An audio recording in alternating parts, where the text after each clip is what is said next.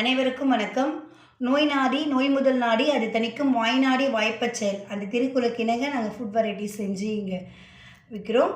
இப்போ நம்ம முருங்கைக்கீரை இட்லி பொடி செய்கிறத பற்றி தான் பார்க்க போகிறோம். முருங்கைக்கீரையோட பெனிஃபிட்ஸ் நிறைய இருக்குது.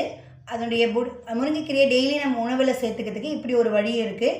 இப்போ பாருங்கள், 1 கப் கடலைப்பருப்பு, 1 கப் உளுத்தம்பருப்பு, 1 கப் முருங்கையோடைய இலைகளை நிழலில் உணர்த்தி நாங்கள் காய வச்சுருக்கோம். நிழல்லே ஒரு 2 டீஸ்பூன் மிளகு, 1 டீஸ்பூன் கட்டி பெருங்காயத்தூள், இது 1 டீஸ்பூன் உப்பு, ஒரு 10 காஞ்ச மிளகாய் எடுத்து வச்சுருக்கோம். இது எல்லாத்தையுமே வானலில் பொன்னிறமாக வறுத்து ஒன்றன் பின் ஒன்றாக போட்டு பொன்னிறமாக வறுத்து வச்சு அதுக்கப்புறம் அரைக்கணும். இந்த முருங்கைக்கீரையோடைய பெனிஃபிட்ஸை பாருங்கள். குழந்தைங்களுக்கு இப்போ கீரையை ரொம்ப விரும்பி சாப்பிட மாட்டிருக்காங்க. இந்த மாதிரி நீங்கள் கொடுத்தீங்கன்னா அது கீரையை நம்ம சேர்த்துருக்கோன்றதே தெரியாது. நீங்கள் தோசை சுட்டு அது மேலே ஒரு டீஸ்பூன் மேலே தூவி கூட நீங்கள் கொடுத்துடலாம். இப்படி நம்ம சாப்பிடும்போது டெய்லி முருங்கைக்கீரையை நம்ம சேர்த்திக்கிறோம் உணவில்.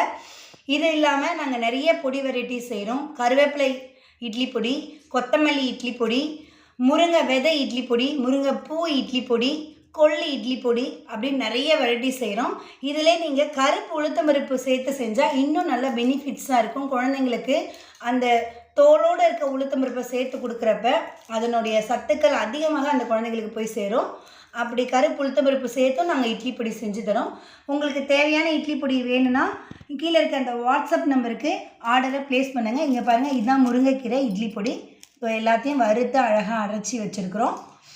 இந்த வெரைட்டிஸ் உங்களுக்கு வேணும்னா கீழே இருக்க நம்பருக்கு நீங்கள் காண்டாக்ட் பண்ணுங்கள். எங்கள் சேனலை சப்ஸ்கிரைப் பண்ணுங்கள், கமெண்ட் பண்ணுங்கள், லைக் பண்ணுங்கள். தேங்க்யூ.